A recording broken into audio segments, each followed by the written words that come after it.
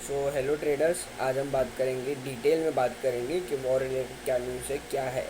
Okay, आपको ये update देना ज़रूरी है। और 2-3 सब्सक्राइबर्स ने भी बोला हुआ है कि भाई अचानक से लास्ट के एक एक डेढ़ डेढ़ घंटे के अंदर हो क्या रहा है, 600 पॉइंट का फॉल आ रहा है। ओके, बैंक निफ्टी में, और 200 250 पॉइंट का है ना, निफ्टी 50 में फॉल आ रहा है, हर दिन का हो रहा है, 2-3 दिन से ये हो रहा है।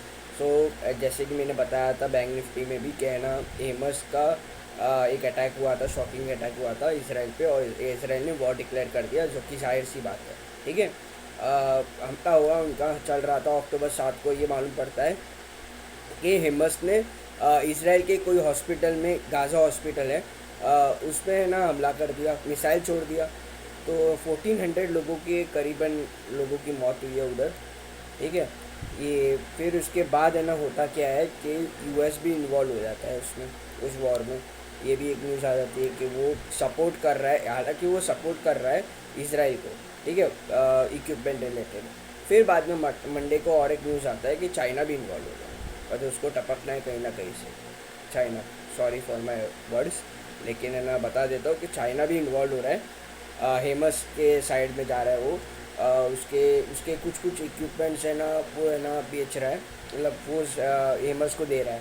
ठीक है, और इसके बाद है ना, हमें ये भी मालूम पड़ता है कि यूएस का बॉन्डिंग 5% से ऊपर चला गया। ये चीज़ भी ध्यान में रखने की बात है, क्योंकि ये चीज़ लास्ट हुआ था 2007 में, 2007-8 में, जो लेमन ब्रदर्स का है ना क्राइसिस आया था, तभी हुआ था ये चीज़। ठीक है, और अचानक से यूएस डॉलर भी बढ़ रहा है।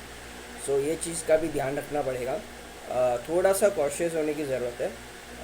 ये ठीक है, वॉर ये टेम्प्रेरी है, ऐसा कुछ मार्केट को एकदम बड़ा लेवल पे क्रैश कर देगा ऐसा नहीं है। ठीक है, बीइंग एन इंडियंस, हमारा इंडियन इकोनॉमी इतना बड़ा इम्पैक्ट नहीं करता जितना डाउ जोन्स ये सब करते हैं। ठीक है, वहाँ पर हालांकि हज़ार हज़ार डेढ़ डेढ़ हज़ार पॉइंट का होता है, लेकिन अपना इतना नहीं होता as compare to them.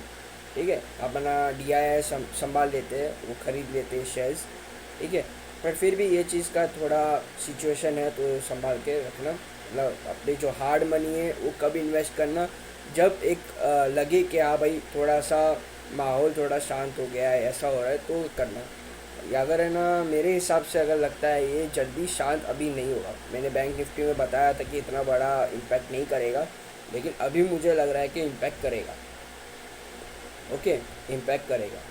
So thank you for watching the video, please like share and subscribe. हाँ, और एक बात की ध्यान रखना कि इस वॉर के रिलेटेड वर्ल्ड वॉर 3 ना हो, ये चीज़ का ध्यान रखना। मतलब वर्ल्ड वॉर 3 अगर हो जाता है तो बहुत ज़्यादा बड़ा इम्पैक्ट पड़ जाएगा ये। बस ये प्रार्थना कर लेना भगवान से कि ये बड़ा इम्पैक्ट ना आए, वर्ल्ड वॉर 3 ना हो, क्योंकि ये वर्ल्ड वॉर 3 है ना, as compare to world war 1 और वर्ल्ड वॉर 2 बड़ा भयानक हो जाएगा अगर ये होता है तो। ठीक है, क्योंकि जब भी वर्ल्ड वॉर 1 हुआ था, वर्ल्ड वॉर 2 हुआ था ना, तभी इतना अच्छा खासा मतलब डेवलप थे कंट्री कुछ लोग, लेकिन है ना इतने एडवांस लेवल पे नहीं थे, अपग्रेड हो रहे थे, कुछ कुछ कंट्रीज अपग्रेड हो रहे थे। ठीक है, लेकिन अभी आज की तारीख में देखा है तो मोस्टली हर कंट्रीज है ना, अपना इक्विपमेंट्स अपग्रेडेशन करते जा रहे, टेक्नोलॉजी को अपग्रेड कर रहे हैं।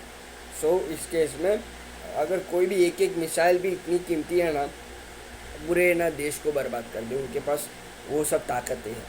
ओके, आजकल जो भी सिचुएशन चल रहा है उसके वॉर से रिलेटेड, तो ध्यान में रखना क्या होता है, देखते हैं। ओके, और ये वीडियो में कम से कम मैं एक्सपेक्ट कर रहा हूँ 15-20 लाइक्स तो आ जाएगा। ओके, ऐसे और वीडियोस में लाता रहूँगा। Thank you for watching the video.